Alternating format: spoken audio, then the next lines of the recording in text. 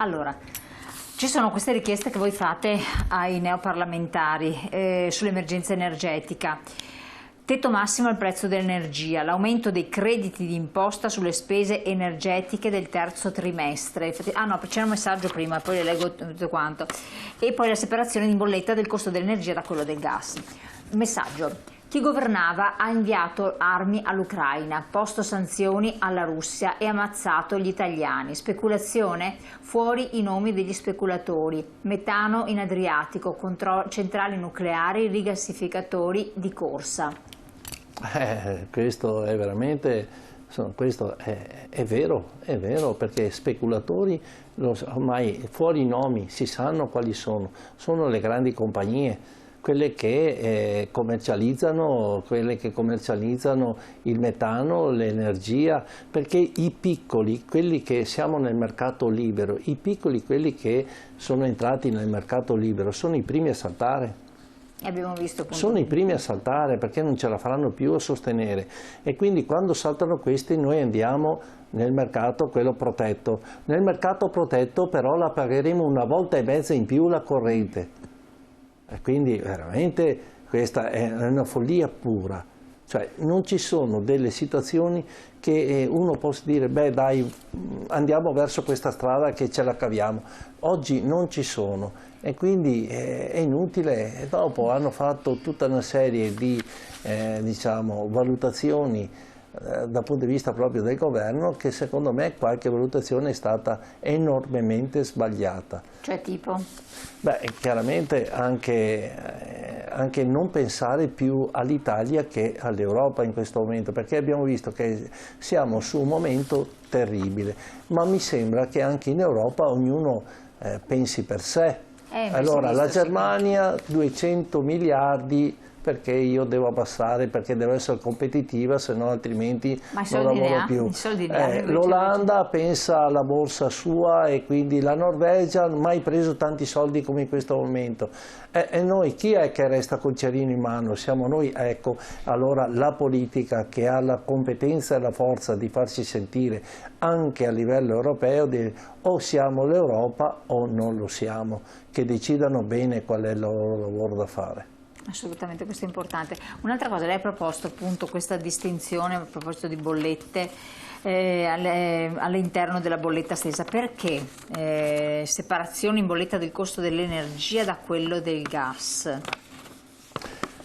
Beh, perché noi, come sappiamo bene, l'energia viene prodotta con il gas, però l'energia ci sono anche tante oggi alternative, no? Quelle alternative, le pale eoliche, il fotovoltaico e tutto. Allora dividere le due situazioni, energia dal gas, potrebbe veramente costare un po' di meno l'energia elettrica, e anche il gas potrebbe avere un prezzo di mercato diverso. Quindi noi diciamo la separazione potrebbe essere, visto che l'Europa non la vuole fare, che la facciamo qui in Italia. Almeno questo potrebbe darci un po'. Sì, è possibile farla, perché no?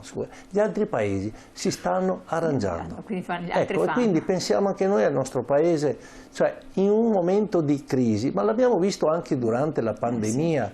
Durante la pandemia, forse l'unica cosa positiva che abbiamo visto dall'Europa è stato i soldi per il PNRR. Va bene, una volta tanto che portiamo più soldi di quanti ne diamo all'Europa, va bene, anche noi insomma abbiamo avuto questo momento di riconoscenza, però in questo momento che siamo altrettanto messi in gravi situazioni e siamo molto ma molto preoccupati perché non vediamo assolutamente nessun tipo di svolta a una situazione drammatica, vorrei almeno che il governo pensasse un po' più all'Italia e cercare di salvare i nostri cittadini, le nostre imprese e il nostro sistema, insomma, paese. Un altro messaggio: esporre le bollette fuori dal negozio è una bella iniziativa perché la gente si rende conto che a che livelli siamo arrivati, ma poi cosa succede? Niente. Purtroppo sì, sono manifestazioni che noi abbiamo fatto anche per sensibilizzare, che sembra che se no uno aumenta così, senza avere un motivo, e quindi abbiamo fatto vedere a tutti cosa si paga di energia, perché in alcune situazioni come i panifici, noi abbiamo un serio problema con i panifici. C'è una minaccia di 40 panifici in provincia di Padova che chiudono. 40 panifici perché non ce la fanno proprio perché sono energivori, ma sono energivori. Io li ho definiti i poveri energivori, perché non hanno una marginalità del prodotto per cui dicono va bene, tanto dai, riusciamo a pagare la bolletta. Non riescono a pagare la bolletta, proprio non riescono. Ma questo per la produzione del pane, dei panificati? Il pane è un prodotto che ormai era diventato quasi marginale nelle tavole degli italiani. È diventato di fatto sempre ma più. io penso che ritornerà a essere il principe degli alimenti, però in questo momento non è che la gente mangia tantissimo pane, però i costi ci sono, tanto valgono i costi di una grande attività che è anche una piccola attività. Diciamo, il range è quello, e quindi un panificio che consuma i 10.000 euro, 8.000 euro di energia elettrica, quando era abituato a pagarne 1.800, 1.700, 2.000 euro al mese, voi capite bene che insomma, se avesse una marginalità tale da poter pagare la bolletta, vuol dire che guadagna tantissimo, cosa che non è. Quindi, ma trovare dei sistemi, parlavo anche con la Confartigianato Panificatori, di produzione in gruppo, quindi non è possibile, in modo da... Oggi non è possibile creare... Facendo rete, non si può, un unico forno un po' condiviso, in modo da certe spese poterle... Io non so se la gente preferirà mangiare il prodotto congelato, non lo so fino a che punto possiamo arrivare, però per salvarsi il panificio dovrebbe acquistare il pane congelato e venderlo in negozio. Sarebbe una blasfemia per un panificio, non lo potrà mai accettare una cosa così. Il panificio è uno dei lavori più antichi al mondo, è uno delle grandi, è sempre stato che il pane salva le guerre, no? Questo è il detto, e quindi voglio dire, il panificio per noi è un punto di ritrovo, un punto importante, quotidiano, tutti i giorni si va a prendere il pane, e se questi muoiono, abbiamo perso le edicole, non esistono più. Per forza perdiamo i panifici, poi cosa ci resta di punti di aggregazione su un paese? Perché parlo del paese, non parlo della grande città. Il paese, i punti di ritrovo e la farmacia, no? E speriamo che le farmacie restino. Però voglio dire, malattie ci sono. Esatto, quindi il negozio, la vecchia bottega di Casolino ormai non esiste più. Ci sono i centri commerciali e ci sono i supermercati. I supermercati hanno i loro problemi.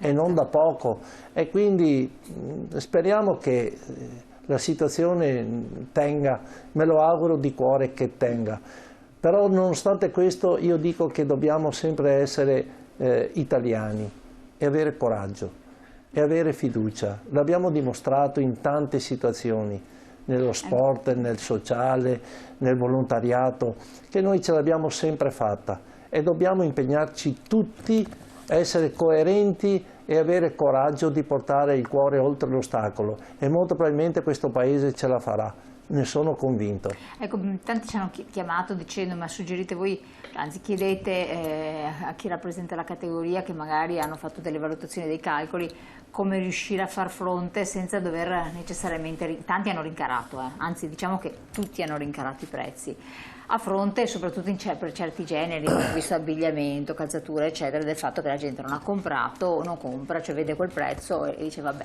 non sto morendo, posso andare avanti anche senza, posso anche andare a prendermi nel mercato, non è questo il problema. E così succede che ci sono negozi completamente deserti, come anche certa ristorazione, eccetera.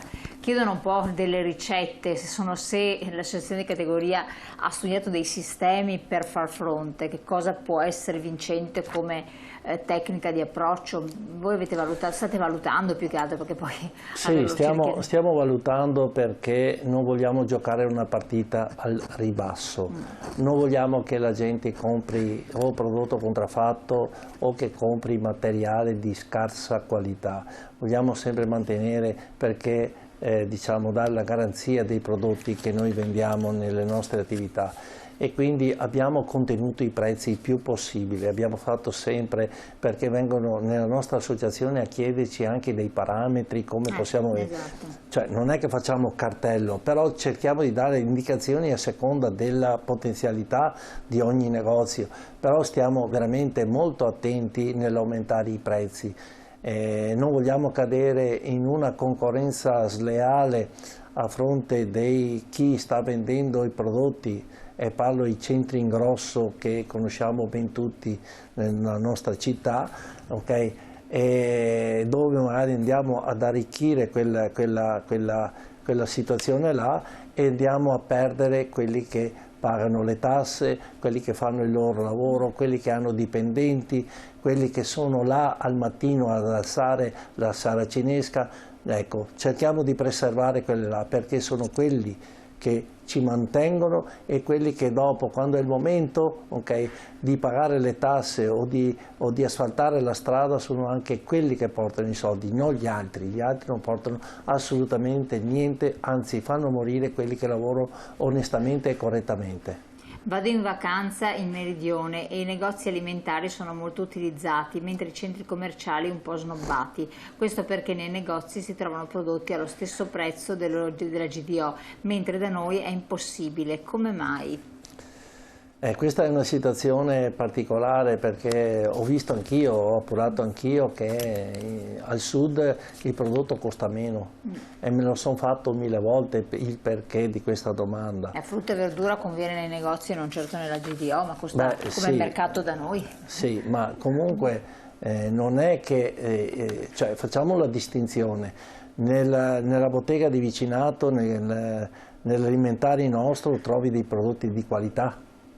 Trovi dei prodotti di qualità dove il nostro commerciante fa selezione di prodotti. Se vai nella grande distribuzione, trovi dei prodotti che molto probabilmente devi andare sempre a controllare bene il prodotto, e quindi, per carità, ognuno fa il proprio lavoro, però magari lì trovi dei prezzi vantaggiosi, anche perché è inutile, non è che il piccolo negozio possa fare concorrenza alla grande distribuzione, questo è impensabile, e non dobbiamo lavorare su una nicchia, dobbiamo lavorare su qualità. La grande distribuzione è un prodotto diverso, nel senso che loro, avendo potenzialità economiche, anche comprano in maniera diversa. Noi purtroppo abbiamo un mercato che è molto più ristretto e molto più qualitativo, però.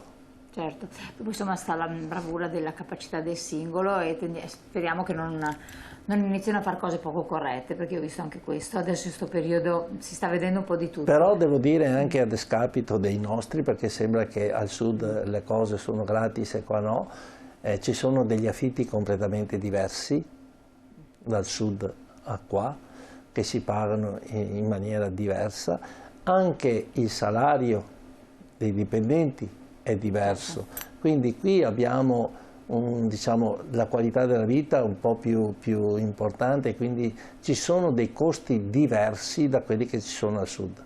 Certo. Allora, dopo leggiamo anche altri messaggi se arrivano, andiamo subito in pubblicità, poi ritorniamo anche insieme.